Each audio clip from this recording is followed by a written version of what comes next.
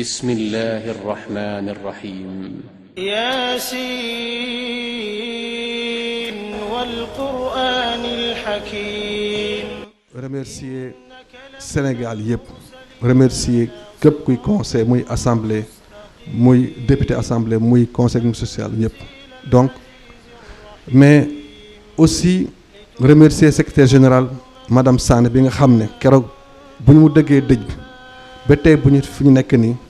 moom moo taxaw ci affaire li ñuy nekk di tey donc vraiment ñun ñu ngi koy remercier bu baax parce que keroog ba mu génnee àdduna dañu ne suñu kaana la mais seen kaana la yéen parce que kaana famille am mooy conseil social. Ensuite di remercier suñu mbokk yi fi ñëw fu mu nee mbokk nag parce que kaana premier frère am mooy Seeku Samb ki nga xam ne moo fi nekk te man dama jokkoo ak sama famille ma ne dinaa ko jox kaddu bi mu wax ci turu famille bi parce que jàpp nañu moom mooy tey suñu pap fii donc loolu laa bëggoon aussi leeral fii mu xam ne man damay wax juste pour introduire remercier nit ñi mais Seeku Samb dina wax ci turu famille bi donc comme yoon bi dafa sori fii ba Oussouye du ma monopoliser parole bi dinaa jéem a xool li ñu joxe ñu war a wax ñu wax comme ça ñu mun ñu def ñaan ngeen ñaanal ñu pour ñu yegg ci jàmm vraiment maa ngi remercier ñëpp. maa ngi nuyu monsieur le ministre mes chers collègues madame le secrétaire général ak mbokk ak xaritu kaana yi fi teew yépp inna lillahi wa inna ilayhi raji'un bu yàlla décidé kenn mënu ci dara man peut-être par déformation professionnelle dinaa ne décision boo gis am na recours wala am na appel décision yàlla amul recours amul appel dañ koy nangu rekk Kaana Mamadou Kaana Diallo sunu collègue la woon démb ci États-Unis la ma madame la présidente Aminata Touré woo ne ma Kaana de ku baax la woon Kaana ku doon respecter conseil bi musul tardé musul absenté joxe na contribution li nga xam ne moom la mënoon Kaana conseiller municipal la woon ci Oussouye militant APR ñun nag nangu nañ ko nangu nañ dogal bi te xam nañ ne fi ngeen jëm sori na sunu kàddu du gudd damay bëgg rekk ci turu madame la présidente Aminata Touré ci turu sama collègue yépp jaal famille bi ñaanal leen ñaan yërmande yàlla tegu ci kaw Kaana fa mu jëm tey yàlla na ko gënal fi mu jóge yàlla na ko yàlla xare ci àjjana yi gën a kawe amin maa ngi nuyu mbooloo mi fi daje yépp autorité yi nekk ci conseil économique social et environnemental les autorités civiles les autorités militaires di nuyu famille le conseil économique social Mamadou Kaana Diallo luñ daje fii nag lu naxari la lu diis ci ñun ndaxte Mamadou Kaana ci ñun la bokk ñuy ànd ak moom di politique di ànd ak moom di lijjanti mbiru askan bi di ànd ak moom di taxawu Oussouye taxawu Casamance muy koo xam ne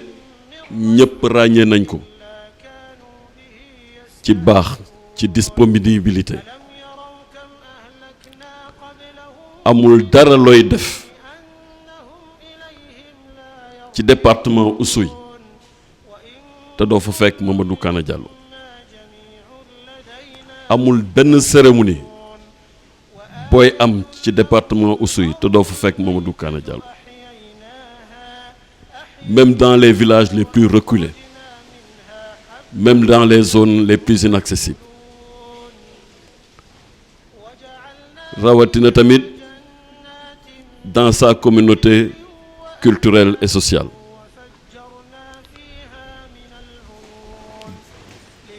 demam nag bettuñu parce que feebaram kenn yëgu ko loolu mooy woon tamit dignité bu mës a nekk ci moom maanaam am jàngoro te doo continuer di def say activité di assurer sa fonction di assumer sa mission te doo ci wane benn faiblesse doo ci wane dara luy tax nit ne la massa wala toogal muy exemple bu xam ne tey war nañ ko séede parce que demam bettuñu te témoignage yu ci am yëpp retour yi ci am yëpp mooy naxar mettitlu ak mbettel bett nañu dem na waaye nañ dénk lépp sunu borom waaye yàgg di wax ni yàlla sunu borom buy joxe du tàggoo donc buy jël tamit du tàggoo nañ ko nangul donte tiis bi metti na diis na ci ñun lool te xam naa ne waxuma département Oussouye mais toute la région de Ziguinchor est en deuil le Sénégal est en deuil à travers le Conseil économique, social et environnemental di leen koy jaale au nom du président Macky Sall di leen koy jaale au nom de la présidente du Conseil économique, social et environnemental di leen koy jaale au nom de tous les camarades de l'Alliance pour la République di leen ko jaale au nom de tous les responsables de la région de Ziguinchor et de toute la Casamance naturelle di ñaan sunu borom yàlla fi Kaana jëm gënal ko fi mu jóge sunu borom ooyofal ko yoon bi suuf sedd ci moom saraxam yàgg su sunu loxo mu ko xam ne tamit di ñaan yàlla tamit ñu taxaw ci yëpp bu ko xam ne li mu liggéey bu mu réer exemple bu mu joxe bu mu mës a réer mu nekk référence pour le département de Oussouye, référence pour toute la région et toute la Casamance, mais aussi pour le Sénégal à travers les témoignages que vous venez de faire sur le travail qu'il faisait au niveau du Conseil économique, social et environnemental, sa disponibilité, son engagement, son dévouement, sa disponibilité. Yéen ñëpp Conseil économique, social et environnemental ñu ngi leen koy jaale tamit parce que c'est un des vôtres di ne yàlla yéen tamit yàlla bàyyi leen ci jàmm ngeen continuer assumer cette mission temps yi moom au niveau du conseil diis na tàng na vous venez de perdre successivement 2 collègues ñu ngi leen koy jaale bu baax di ñaan sunu borom vraiment mu defal ñëpp jàmm defal leen tawfeex jàppale leen ci seen liggéey ñiy dem ba Oussouye nag yàlla na leen yàlla teg ci yoonu jàmm ñu egg ak jàmm ñu dénkaane ñu sunu xarit sunu mbokk sunu frère Mamadou Kana Diallo ndaxte tey ñàkk nañ koo xam ne ku am yiite ci ñun la ku am solo ci ñun la maa ngi leen di gërëm den sa au nom du président je voudrais m'adresser à l'assistance et demander que la grâce de Dieu puisse me permettre de m'acquitter de cette mission très lourde pour moi, que la famille, dans sa générosité extrême, a posé sur mes frères et épaules. C'est tout de suite, encore une fois de plus, que la famille m'a soutenu en me disant que je dois parler au nom de la famille. Quelle responsabilité. Je crois que vous comprendrez très bien vite que je vais perdre mon latin. Mais l'essentiel, c'est l'intention. Ce que je vais dire. Je voudrais donc, par ma voix, remercier d'abord Son Excellence, Monsieur le Président de la République, qui, dans sa bonté extrême, a choisi Mamadou Kana Diallo, un combattant de première heure, pour lui confier la lourde mission de conseiller économique, social et environnemental. Sans ce choix, peut-être que la cérémonie d'aujourd'hui n'aurait pas eu lieu. Donc, je tiens au nom de la famille donc à remercier le président de la République qui et tous ceux qui nous ont aidés à ce qu'il ait l'information très tôt. Je voudrais aussi remercier la présidente du Conseil économique, social et environnemental qui, absente, a été informée, a fait un geste que je tenais à porter à haute voix ici devant vous. Elle m'a appelé personnellement. Elle a appelé les veuves à Oussouye. Elle a appelé la famille pour leur apporter son soutien moral. J'ai dit, ça nous a profondément touchés. Je voudrais dans ces remerciements associer cette grande dame, secrétaire générale du Conseil économique, social et environnemental, qui on s'apprêtait, après avoir fait les formalités, venir demander si d'éventualité on pouvait être reçu pour discuter avec l'institution. Elle nous a appelés. Elle nous a donné rendez-vous dans son bureau. Il était vers 10 heures du matin. Jusqu'à 23 heures, elle appelait, elle était en contact avec la famille. Madame, que votre geste vous soit rendu en quintuple par le Tout-Puissant. On a été très touchés par le Conseil économique, social et environnemental. Je voudrais, au nom de la famille, une fois de plus, avec votre permission, remercier le bureau du Conseil, mais vous, les conseillers qui étaient ses collègues,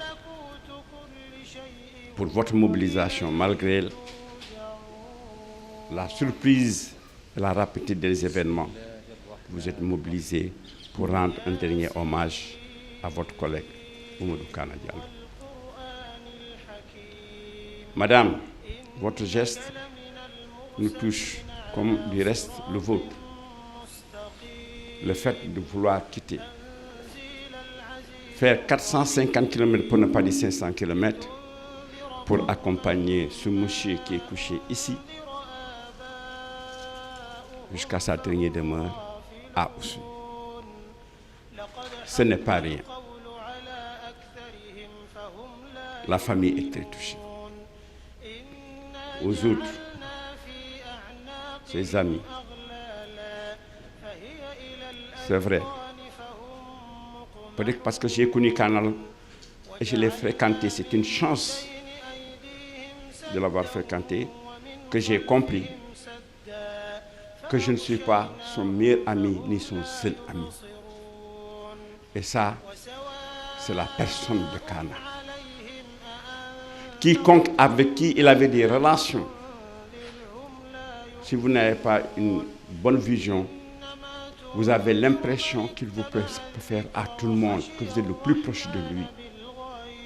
Kana était un homme de consensus. Il était l'ami de tout le monde. Je ne l'ai pas connu, je n'ai pas connu un adversaire de Kana, encore moins un ennemi connu, je dis bien. Kana a lutté toujours contre l'injustice. Adolescent, il a failli grandir en prison pour ses convictions politiques, c'est-à-dire se battre pour soulager les populations de son terroir, le Kassam, qu'il a choisi. Je voudrais venir sur un fait. Jamais ce monsieur ne s'est battu pour un poste. Jamais il n'a levé le doigt pour solliciter un poste électif de quel ordre que ce soit. Il a été dans la politique, je vous l'ai dit tout à l'heure tantôt, adolescent. Aucun ne peut dire qu'il a entendu Kana prendre la parole à travers les médias pour insulter ou parler de manière violente à l'égard d'une personne. Tout aux autres, rien pour lui. Voilà la personne de Kana. À titre d'exemple, il est musulman, croyant, pratiquant. Quand il a toujours participé à toutes les cérémonies religieuses de tout le département de Souy, jusqu'au Hameau. Quand il y a Gamou, Kana était présent par sa sueur, mais Kana était présent physiquement. Et ça, personne ne peut dire le contraire. Musulman pratiquant et croyant, le dernier geste qu'il a fait et qui m'a vraiment touché, c'est lui qui a construit les douches, les toilettes de l'église de Souy.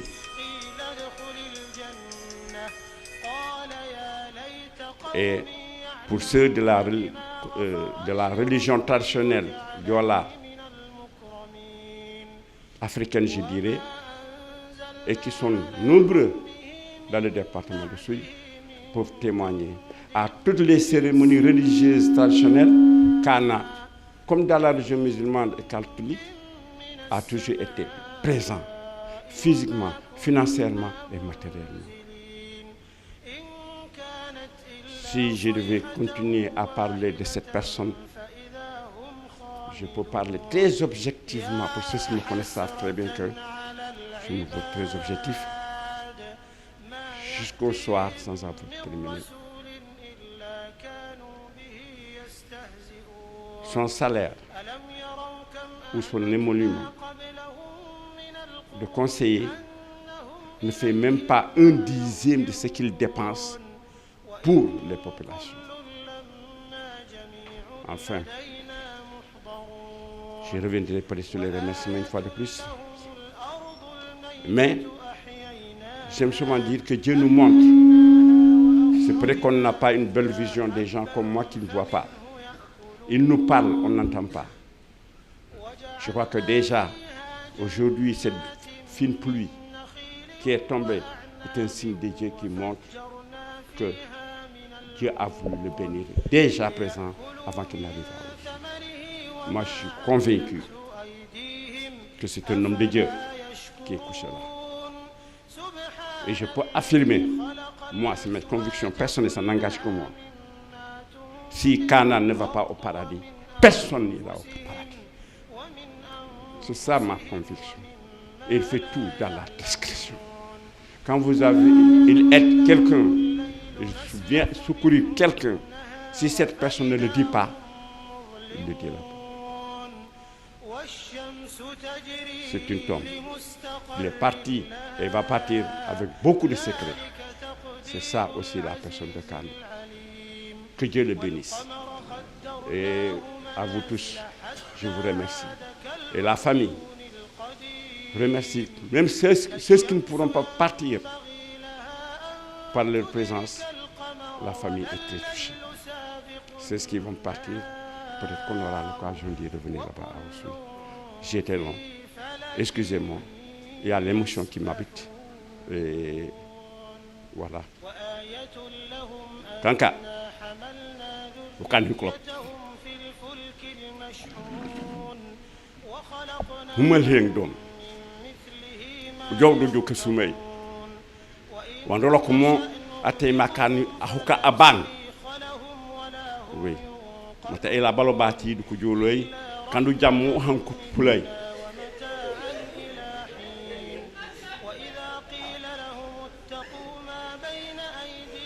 aw engen gustu koli ahuka alla te kolini bi kay du koli du sum hang an naw fe o jal ka sumay nu lingal ka sumay no hinto ka sumay ko soy man etama yeta khusu yanyi mo fane foy wala mo hoto ka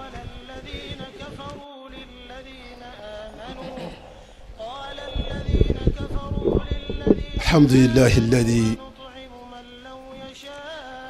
خلق الموت والحياة ليبلو الناس أيهم أحسن عملا والصلاة والسلام على أشرف الأنبياء والمرسلين سيدنا محمد صلى الله عليه المنزل عليه قوله تعالى قل إن الموت الذي تفرون منه فإنه ملاقيكم ثم تردون إلى عالم الغيب والشهادة فينبئكم بما كنتم تعملون. السلام عليكم ورحمة الله وبركاته. mbokk jullit ñi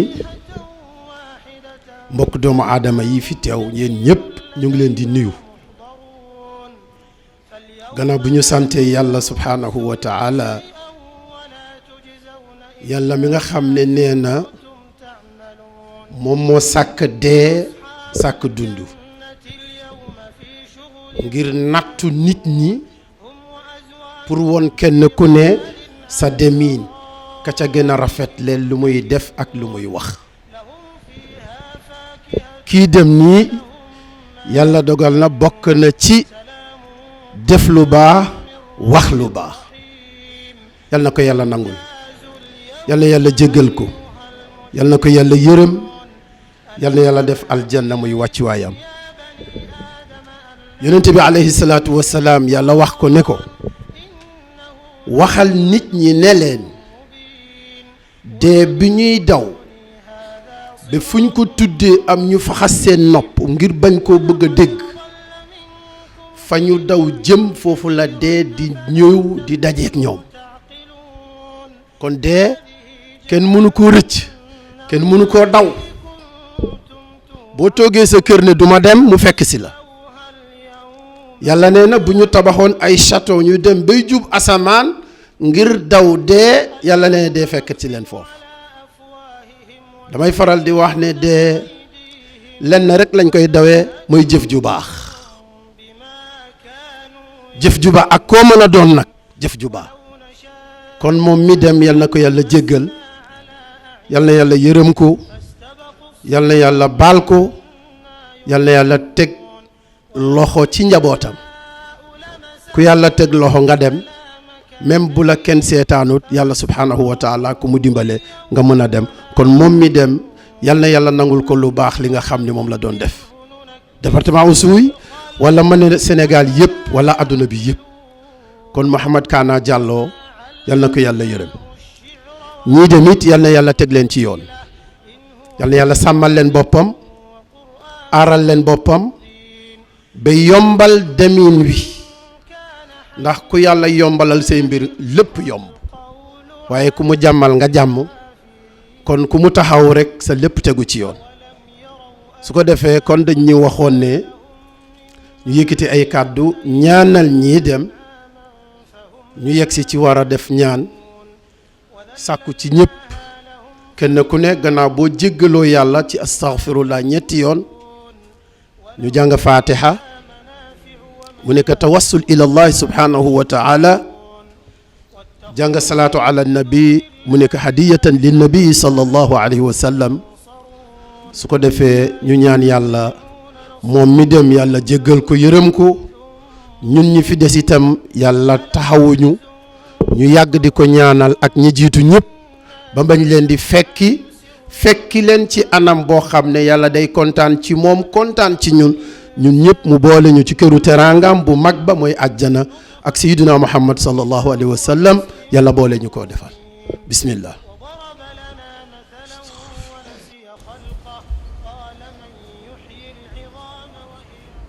wa xalifahum fi ahlihim allahumma inna nasaluka bi annaka anta allah la ilaha illa anta al ahadu samad